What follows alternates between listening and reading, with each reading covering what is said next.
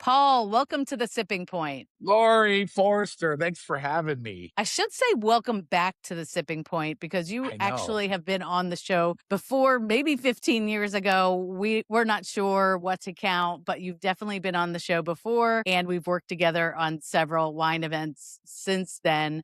But I'm excited to have you on, one, to talk about your new line of Italian wines, or maybe not so new line of Italian wines, but also a show I'm going to be doing at your stage, which I can see if you're Right there. watching this on video, you can see it right there in the background.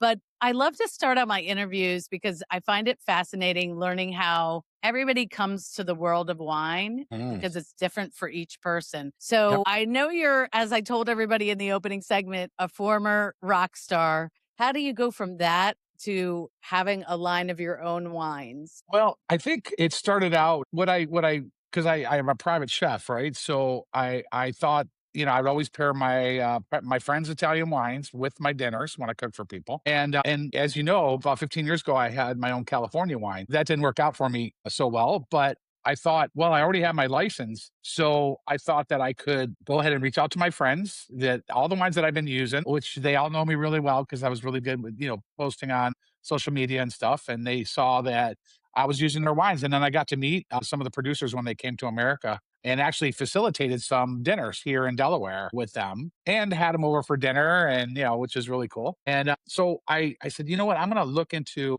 importing wine. So since I already have my basic permit for the United States, that it was 10 days later after I applied, I had my import license. So I reached out to my main producer and Kiata gladly did wines for me. So we started out with two wines. About 4 years ago, we had Rorero Arnase. It's one of my favorite white wines, and Barbera d'Asti, which is just a great daily drinker. So we started Hmm. out with that, and we just started getting in stores here in Delaware and Maryland. Just kind of just dabbling in it. And then we decided to add a couple more wines, and then so we started out with two, and now we have 11, which is Oh, crazy. geez. 11. Yeah, Well, we're going to taste 11. three of the 11 here Yep. today that Yep. you shared with me so generously. And I'm a huge fan of Italian wine and I know. especially Piedmont. Let's talk about the first wine I have here in my lineup. And this is your Rockin' Rosé. Everything has a theme. And Mhm. tell me about the label, the artwork on the label, too. Well, it started out with if you want to see the original artwork, it's on the Arnase and on the Barbera, multicolored guitar. And I had an artist do it for me in Colorado. And then I took that and then I designed the labels myself with the font and the colors and bringing the colors out. And then after those two wines, once we started bringing in other wines, we decided to change the color of the label of the guitar.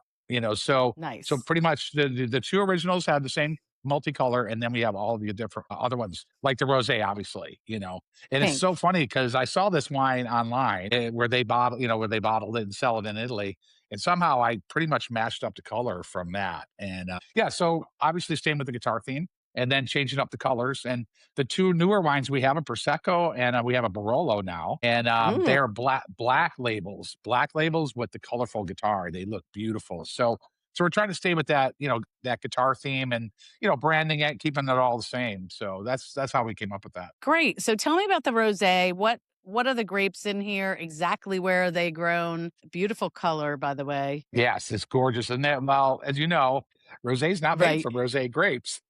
Right. Red I don't know how grapes here. I don't remember. I've said this so many times at my, in-home dining dinners. And I'll say, you guys know, right, that rosé is not made from rosé grapes. And I can tell the ones that don't know, they're like, What? and then I tell them what the Mind process blown. is. Yeah. And I tell them what the process is. And so this is Nebbiolo based from the Langhe region of the actual Nebbiolo is. And it's about 50% Nebbiolo and then 25% Barbera and then 25% Mhm. Dolcetto. So not only did they leave it on the skids a little longer than normal because I wanted a dark, deep, rich rosé. Yes. Dolcetto skins are already really dark. I mean, they're darker than most. So yeah, it came out lovely. I mean, I love the color. Of course, I love the taste and everything about Yeah. it. Yeah. It has a real intensity of the Mm. red fruit on the palate Mhm. and it's got acidity, but it's very balanced. It's It not, really is. And that's what overly I tart. look for in a wine, right? I'm not over the top either way, or I don't.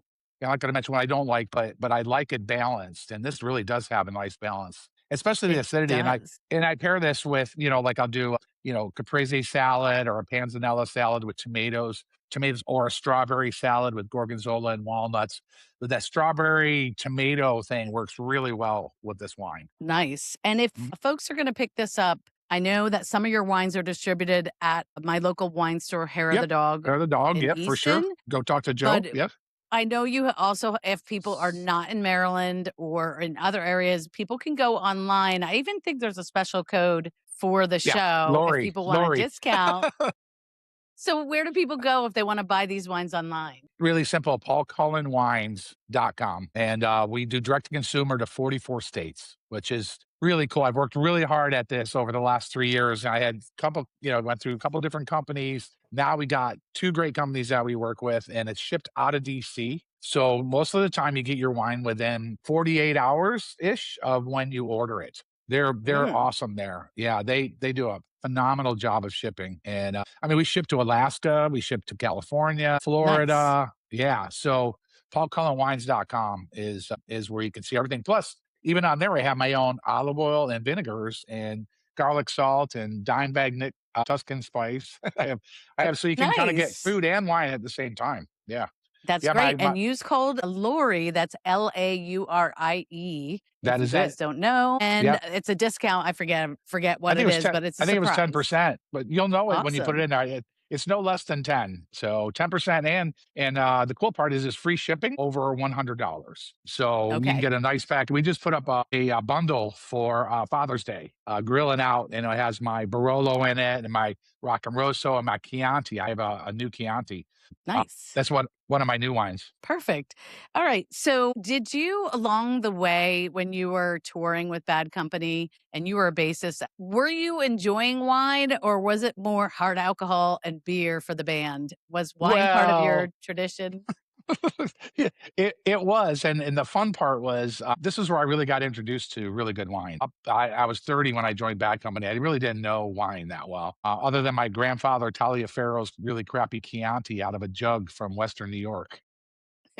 And so me and Nick Ralphs, the original guitar player, sadly passed away about a year ago, actually.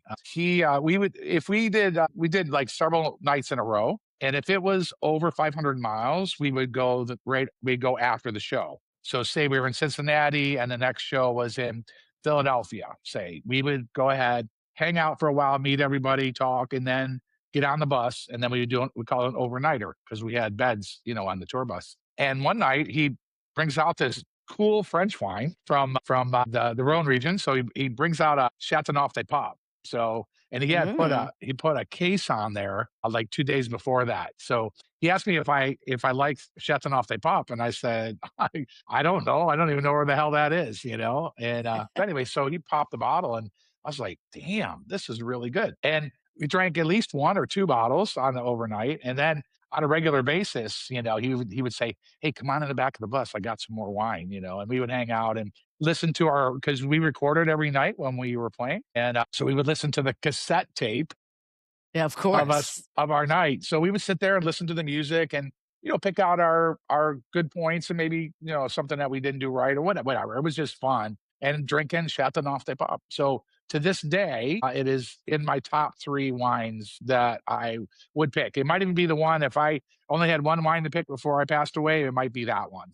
And So that is a question I ask people what their death row wine is how I usually phrase it. Mine sort of a toss up between a Barolo and a Champagne. I don't know. okay, It's just so hard to pick, but I love Rhone Valley Reds too. So that I do became a too. way for you to explore wine and sort of get to know Mhm. different wines. And we are going to try a different wine now that some people may be afraid of because it has a little bit of a storied past. So this is Mhm. your Lambrusco. Tell us a Yep. little bit about what yours is like and what people may mistakenly think it's like. Well, of course, if you're my age or around my age, or older or a little younger, that Riuniti was the baseline for Lambrusco in America because America's palate was sweet wines. Moscato d'Asti and that, and all those strawberry Boone's Farm, and so it got a bad name because for the people that make the real Lambrusco, which is dry 90% of the time. So I worked for an Italian wine importer for a little while, and that's how I kind of got into business just by sitting at a bar here in Rehoboth. I sat next to the owner of the Italian wine import company, and he just got into Delaware, and I don't know, he was from Buffalo, where I'm from, and next thing I know, I was selling Italian wine. So while I was doing that, I actually went over to Italy for the first time to meet my producers because I said, if I'm gonna sell wine, I'm gonna hang out with the producers, and they had an amazing Lambrusco, and then I got to know it. I'm like, wow, this is so good because it was dry, but it was fizzy and it was red and it was cold and it was all these really cool things. So it was my fourth wine that I got, and I went to the producers, Andrea and Nicola from Amelia, and I went to them, and they happened to be musicians, and they happened to see my posts of the wines that I was using of theirs, during before I got my own wine, and they gladly did it for me, and put the little purple guitar on it, and Nice. yeah. So I love all my wines, but I'm in love with this one. This one is so cool because I do up to 200 private chef dinners a year, and I always start with that 99.9% of the time. Even though I have a prosecco, which I love, I started out with this because it's really unique to people. They're like, oh no, I don't want any of that sweet, or whatever they say. Like, just try it for me. If you don't like it, don't worry about it. And 90% of the time they're like, oh my god, what is this wine? Yes. It's red, So it's fizzy. yes, I was gonna say, if people don't know, this is people red and it's sparkling, but Mhm. it's dry. It's not a dessert wine, it's not a sweet wine. Nope. And when you make yours, is there any specific thing that you do differently for your Lambrusco, or Well, is it very they classic? have 7 for me to pick from, and I picked the one that had Salamino and Gasparoso in it. I just liked Okay. the body of it, I liked the dryness, it just hit me, out of all the wines, and I liked them all, believe me, but this one was perfect for me, and, like I said, people try it for the first time, they're like, "Oh my god, this is so cool." And there's so many things you can have it with, you can start with the antipasto, you can make a cocktail with it, so I do what a French 75 is, of course. So, Yes. yeah, so I call mine the Italian 69. So Uh, you can, of course you use do. Empress. Well, I had to. I use Empress gin, right? It's purple, Empress gin, and then I Okay. do the same. So I do simple syrup and lemon juice, and then I pour the Lambrusco over the top. Oh my god, I'm it's gonna have to try delicious. that. Yeah, yeah, the Italian Okay. 69. So yeah, so Lovely. it was easy choice. Well, that was an easy choice because I had a lot of good ones to pick from, but I just kind of went. I really like the flavor profile. I like everything about it, and so they did it for me, and it's too cool because Andrea and Nicola are musicians. So the That first time I is. visited them, and they gave me their album, so I have their LP. They're kind of like a Bruce Springsteen cover band, and in fact, pretty much everybody that I do wines with, they're incorporated in music somehow. That Especially is very nice. Chiara from Piemonte. She's an amazing jazz singer. But anyway, so it was kind of like a no brainer. I tasted. I said, "That's it," and they did it for me. Yeah. And what are your favorite things to cook to go with the Lambrusco pairing wise? So many different things. I mean, pizza is amazing. Burger on the grill is awesome. And then you have the whole antipasto thing with Parmigiano, Reggiano, and balsamic vinegars and all that, all because it's all from that area. Mm, And then of course, a lot of people wouldn't think of this, but it's a great Thanksgiving wine. It goes great with stuffing and cranberries and turkey, roasted turkey, and it fits really well with that. And then, of course, it's a porch pounder. So, like a hot summer night, you take that right out of the fridge, and start pouring that. It's really refreshing, especially for people who don't like white wines, which would include, champagne and prosecco and all that. They like right. reds, but now they're happy because they have a red sparkling chilled wine. So it's Exactly. kind of Well, a chilled win-win. reds is a big thing overall, and they're not all Yeah. bubbly, but this actually is so Mhm. wonderful because of those bubbles. I love bubbles, so it's fun. When we went to Australia, one of the things that we found was sparkling Shiraz. Yeah, I've And it had one of was those also before. Mhm, sparkling and also mhm, dry, at least the mhm. ones that we tried, Yep, and it kind of blows your mind for a little bit because you're not putting it together that something could be red and dry and sparkling all at the same time. I know. And so it's different. Yeah, it freaks people out, and I'd love to see their expression when they first try it, and they take like, sip it, like, carefully, and then they look at me like, "Oh my god, this is great," you know? So and it's great because I get to turn them on, and they go right online and buy the wine. So, I love pretty that. cool. Mhm. Well, before we get to your Rockin' Rosso, which I love, and that is also from the Lang region, you are in the room at Cedar Grove, which I on am. July 10th, I'm going to be coming and doing my wine comedy show, Something to Wine About. We're going to have a wine tasting with a Mhm. comedy show, games, and we're going to have a pizza party at the end. But tell Yeah. me about the venue. I'm so excited to come and do my show there. And then let's give out the website so folks can buy some tickets and join Yeah. join me there. Well, it's called the Room at Cedar Grove because we're on Cedar Grove Road in Lewis, Delaware. Not Lewis, but Lewis. And we started in 2018. Behind here is a commercial kitchen and a patio. And we had that first. And we had that for a year. And then there was a middle room where I'm sitting in right now. And we took that over, kind of made it a market and blah, blah, blah. And then in 2020 for COVID, the back room here, which there was a wall here right where I'm sitting. So the rooms weren't connected.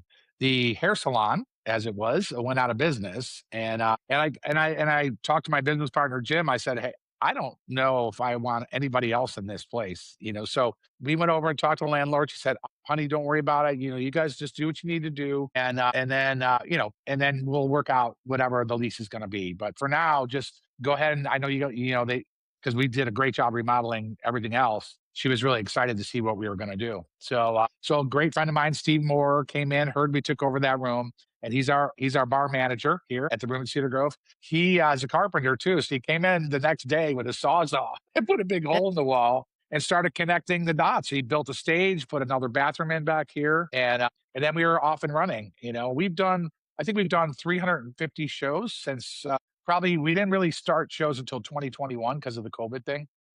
And mhm. so, yeah, we've done over 350 shows. We've had amazing people play like John Ford Coley, who was England Dana John Ford Coley, Love is the Answer. And Elliot Lurie wrote Brandy's a Fine Girl. We got some of the guys from Chicago playing in September. I have a band called Bad River. So it's me from Bad Company and Tony from the Little River Band, who's actually from Towson, actually.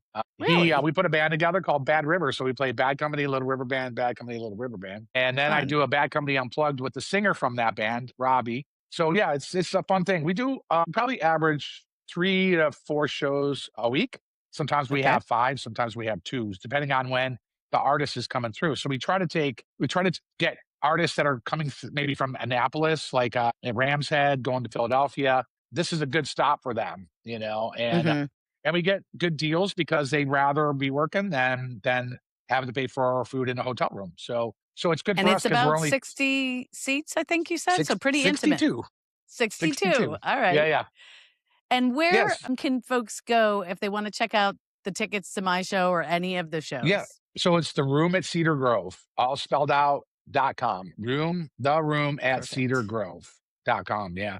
It's been a lot of fun. I mean, it's the business and it's tough sometimes, running a restaurant, even though we're not a real restaurant, we're an event center. But then we rent it out also, which is really cool for weddings. I'm an officiant because I'm not busy doing everything else I do. So I've done Yeah. two Right. weddings here recently. 2 years ago, I married my assistant Nina. I married her and her husband James, and I was the officiant. Oh, And so I do that once in a while too. But yeah, it's a really really cool place, and it's a white ranch house. When you pull up, you're like, what is this am I in place? the right For the place? first time. Yeah, Yeah. and Yes, they come in and go, you're in the right wow. place. Yeah, yeah, exactly. Yeah, yeah. Perfect. So So the room at cedargrove.com. The show is yep, July 10th. Doors open at 6 p.m. Tickets yep. are only $60. You're going to have 4 wine tastings, the Hmm. show, and the And pizza food.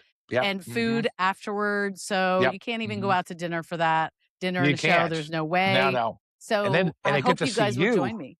Yes, I know.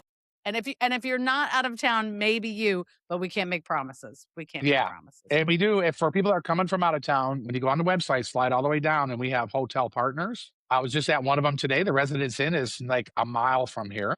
All right. Well, we're going to move into the Rosso portion of the podcast, and also from my beloved Lang. Mm. Here is the Rockin' Rosso, and this is a blend of red grapes. So tell me a little bit about what's in there. So again, Nebbiolo. So basically, the Rosé and the Rosso are like brother and sister. Okay. This one has about 60% Nebbiolo, and then 20% of Cabernet Sauvignon and Mm, 20% of Barbera. And it's in oak, the big oak, for okay. 12 months. So it has a little bit more structure than like the Barbera would, which is all vinified in steel. It's got a toasty nose, and it's got Yeah. nice tannins. They don't dry your mouth out, but there's enough to go, ooh, that's nice. And it's spicy. I love it. Mhm. It's really nice. It's very like something you could just pull up and drink every day, but it's got enough grip that you can do it with meats, Yeah, for but you don't sure. have to. You don't Yeah. have to. It's not Grilled meats. I'm taking the rest of this bottle home and I'm cooking a steak. It's my wife's birthday today. So happy birthday, Bonnie, Bonnie. yep. And Oh, I got a big ass ribeye. And I'm gonna grill some perfect. romaine, and yeah, and then I'm gonna take the rest of that bottle. So that'll go great with a grilled steak. And I actually make a And stew also called spezzettino from Piemonte. Basically, carrots and onions, and then stew meat, and then pour the rosso over the top and just let it simmer for like 4 or 5 hours. And of course, as wow, if you're cooking with the wine's going to pair really well. So it's a really nice it's thing. a And bridge. Yeah, yep, that's it really is. great. Mm-hmm. So give me an idea of the price point of these wines if people are listening and want to check them out. I'm going to put all the links and everything on the show page, Okay. but just if folks want to get an idea of where your price points fall. Yeah, everything's flatlined at 19.99. And of course, with your discount, Love it. it's a little less than that. Yep. And the only thing that's not is the Barolo, obviously. That's 47 online, which Okay. is really a good price for a Barolo too. But It yeah, really I'm is. trying to keep it in that. I've been in the business long enough to try to keep that in that sweet spot under 20. Same like Right. here in Delaware, like, the restaurants are buying it and they can serve it at $12 a glass, $30 a bottle, $32 a bottle. And then the stores sell it for right around, between 17 and $19 a bottle. Yeah. Okay. Hmm. And I know that you are very similar to me and that you're very much no Hmm. nonsense, down to earth. It should be fun. We're not getting Hmm. PhDs here. No. Well, we have to learn those things, but our people drinking with us don't have to. So, what is I ask a lot of people that come on the show, what is a wine myth that you feel is out there that a lot of people are buying into that just isn't true? Open the bottle, to take the cork out to open the wine up. There's only that much air touching the wine. There's no way that the wine's going to open up by doing that. Right. So put it in your glass. I mean, decanters are great, but put it in your glass. That's giving the wine the most oxygen, Mhm. to get it to open up. That's I always love that when people do that, like at a dinner that I do. They're like, oh yeah, do we need to open it up?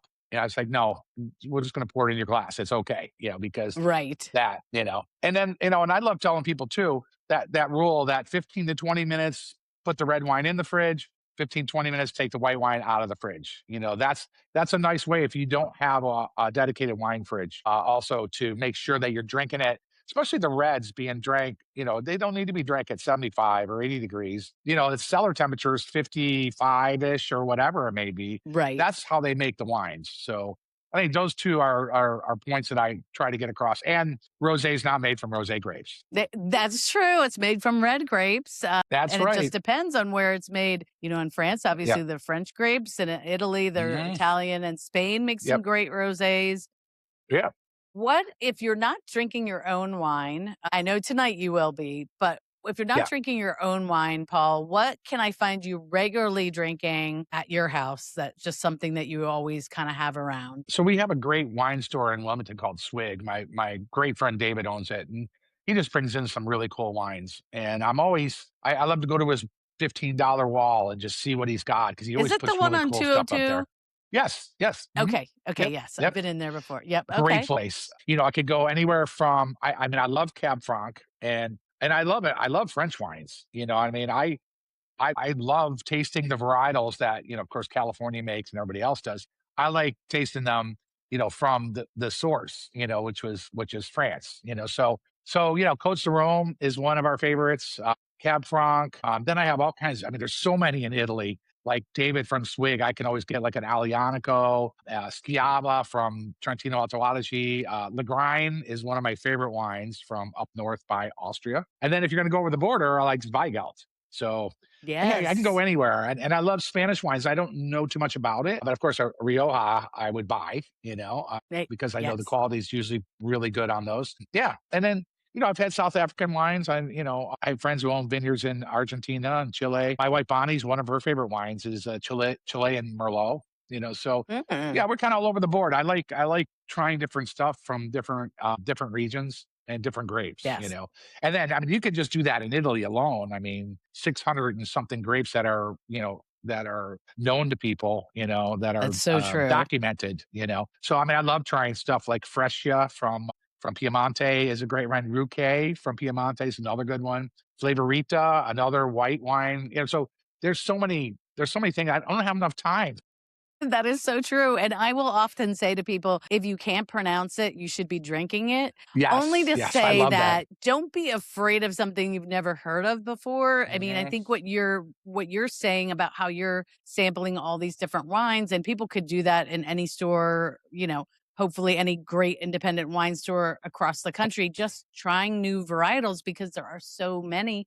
There is life outside of Yep, Chardonnay and Cabernet, yep, and so I yeah, love that, and and I and still Pinot do that Noir. too. Like last night I had a griot and I Uh, hadn't had one of yeah, those in forever and it was delicious. I'm like, why don't I drink this more often? I have no yeah. idea.